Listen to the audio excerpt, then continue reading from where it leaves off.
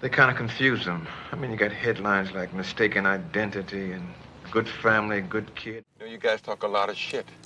Be so light in the ass. I think you make a fine addition to Tri Lambda, and I want to welcome you aboard. Congratulations. But Tachi, the Air Force officer killed in that car crash. More than once, you wake up wondering what the hell you're doing. He didn't just walk into a room, he took it over. But you've been so busy butting in the bond business, you haven't had time to make preparations for your retirement. Bernie Casey was the kind of man who could silence a crowd with a look, then light up the screen with that same cool authority. Well, it won't be long. $100. I never even seen that much money before. Before Hollywood ever claimed him, he was already a star on the NFL field. And when he left the game, he stormed into acting with the same fearless drive. Flanker Bernie Casey, on a Z-out pattern, gained 20 yards in the most significant play of the drive. Brains, muscles, and an artist's soul, Casey shattered stereotypes and redefined what a leading man could be. His journey wasn't safe, it wasn't easy, but it was unforgettable. I know you're a basketball fan. I'm not. I'll call you. I hope so. Bernard Terry Casey was born on June 8, 1939, in Wyco, West Virginia, a coal mining town where hard work wasn't optional, it was survival. Growing up in the 1940s and 50s, Casey was forged by the realities of a segregated America. Friends remembered him as quiet, disciplined, and fiercely independent. At 6'4" with natural athleticism, he became a hometown giant long before Hollywood knew his name. These guys. It's my theme music. Every good hero should have some. I'm gonna get just sucker. His talent earned him a scholarship to Bowling Green State University. At Bowling Green, he didn't just dominate on the football field and track. He also pursued a degree in art. When I went away to college, my pursuit was to get a degree in fine arts, and that's what I did. Teammates would often tell stories of Casey, sitting in the locker room, still in shoulder pads, sketching faces in a notebook. This duality, jock and artist, athlete and creator, would follow him throughout his life. The San Francisco 49ers drafted him in 1961 as a wide receiver. Casey wasted no time making an impact. Over 8 NFL seasons, 6 with the 49ers and 2 with the Los Angeles Rams, he caught more than 350 passes and scored 40 touchdowns. One of his most famous catches came in 1967, a game-winning touchdown against the Packers that sealed his reputation as a clutch player. Leading receiver Bernie Casey, a 6'4" flanker from Bowling Green, is headed for his finest performance of the season. But while most players would have chased another contract, Casey shocked the sports world in 1969. He retired at the height of his career. Why? Because football, he said, wasn't his end game. Art, acting, and storytelling pulled him more than the gridiron ever could. Hollywood didn't take long to come calling. That same year, Casey appeared in Guns of the Magnificent Seven. He played Cassie, a former slave turned freedom fighter. His character wasn't background noise. Cassie was smart, resourceful, and vital to the group. You better get yourself all busted up, boy. You rag on. If you want to cripple, I'd break your back. By the early 1970s, Casey had joined the ranks of leading men in action cinema. In Hitman, 1972, he stepped fully into the blaxploitation wave. With a commanding screen presence, he played Tyrone Tackett, a no-nonsense hitman avenging his brother's death. Glad you could make it, Lavelle. I did not want to come and get your ass.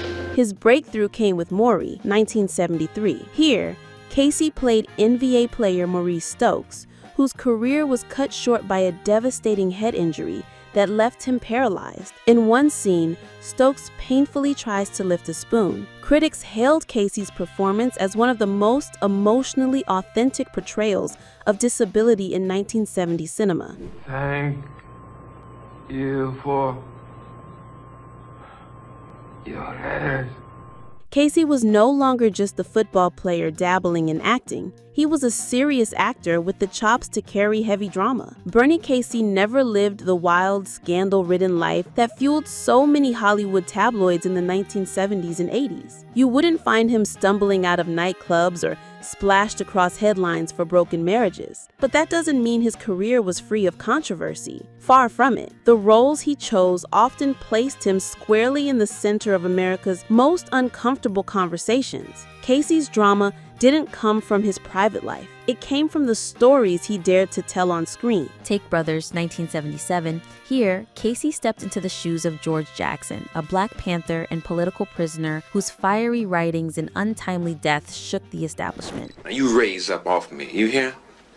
You raise up off me, man, because no matter how much shit you talk, you in here just like me. Jackson was a lightning rod in real life, and portraying him on film was guaranteed to start debate. Critics at the time labeled the film incendiary and dangerous, while others hailed it as raw and necessary.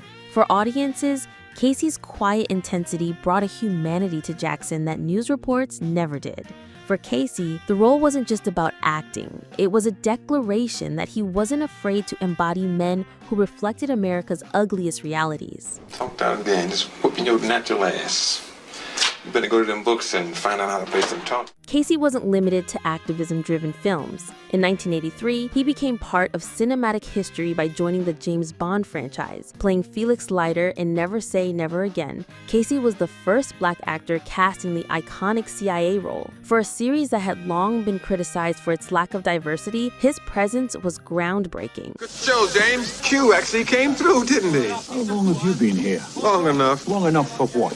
To see how you handled the lady. You did rather well. The following year, he flipped genres in Revenge of the Nerds. As UN Jefferson, president of Lambda Lambda Lambda, Casey brought dignity and weight to a comedy about misfits and outsiders. Great party. Thanks. Where are all those good-looking sorority girls you're supposed to have dates with? His line, "We decided to put you on probation," was more than a joke. It symbolized acceptance, respect, and the idea that underdogs deserved a seat at the table. And when Jefferson marched into the homecoming rally to back the nerds, audiences erupted. It was Bernie Casey, the cool authority figure, lending legitimacy to rebellion. Off-screen, Bernie Casey was private, almost enigmatic. He never lived for the flashbulbs or gossip columns, and reporters often admitted they had little to write about when it came to his personal life. He wasn't the man you'd catch stumbling out of a nightclub at 3 a.m. or splashed across tabloids from messy romances. Instead, Casey revealed himself in quieter, more profound ways,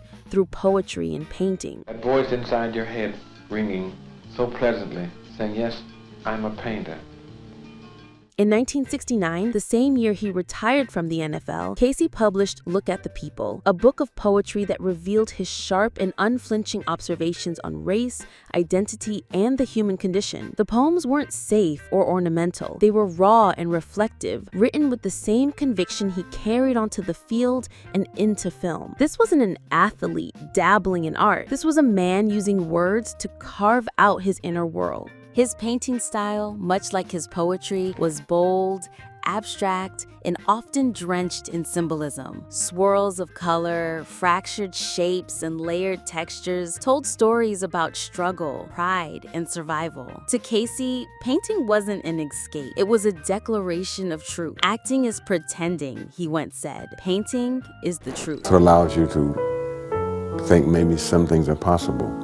NFL Films captured him in his studio, brush in hand, paint splattered on his clothes. It showed a different side of the former wide receiver, one far removed from the glitz of Hollywood. At gallery exhibitions, Casey spoke with quiet seriousness, discussing his canvases as if they were characters in their own right. Bernie Casey, who appeared in such films as Boxcar Bertha, after a career as a standout NFL wide receiver, has died. But even after his death, Casey's influence has not faded. Film retrospectives continue to highlight Cornbread, Earl, and Me. We filed a complete report with the division, right? And then they in turn send copies to... And Brothers. I'm tired of your rap. See, I got your dumb ass. Now you raise up off me, you hear? Pointing out just how far ahead of their time these films were in addressing race, justice, and community. Well, it looks like to me you healed up real well, Ben. But I am still on those same streets day after day. Critics often note that Casey's performances brought gravity to social issues that Hollywood was too timid to face head-on. He didn't chase easy fame, and he didn't cash in on gimmicks. Instead, Bernie Casey built a career of substance, layered, thoughtful, and unforgettable. At the time of his passing, Casey's net worth was estimated between $2 to $4 million. It wasn't blockbuster money by Hollywood standards, but it was fitting for a man who valued meaning over spectacle. And his legacy is that of a Renaissance man, a football star who turned to acting, an actor who turned to poetry, and a poet who poured truth onto the canvas. That's what keeps a lot of people on the creative muse in their pursuit to do it, because they need to do it and say it and dance it and speak it. For fans, colleagues, and critics alike, Bernie Casey remains proof that some stars shine brightest not through scandal or spectacle, but through authenticity.